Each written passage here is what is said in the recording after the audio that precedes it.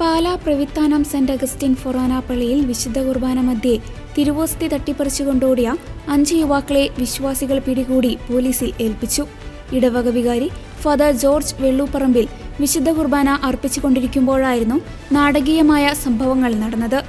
ചുവന്ന ഇന്നോവ കാറിലെത്തിയ 5 അംഗ സംഘമാണ് അക്രമം നടത്തിയത്. ഇവർ സഞ്ചരിച്ച വാഹനത്തിൽ ബോബി ചെമ്മണ്ണൂരിന്റെ പരസ്യം പതിപ്പിച്ചിരുന്നതായി പ്രദേശവാസികൾ പറഞ്ഞു. തിരുവോസ്തി മോഷ്ടിച്ച് കടന്നുകളയാൻ ശ്രമിച്ച യുവാക്കളെ പള്ളിയിലുണ്ടായിരുന്ന വിശ്വാസികൾ തടഞ്ഞു നിർത്തി പിടികൂടുകയായിരുന്നു. സംഭവത്തിന് പിന്നിൽ ബ്ലാക്ക് മാസ് നടത്തുന്ന സംഘമാണെന്ന് സംശയം ഉയരുന്നുണ്ട്.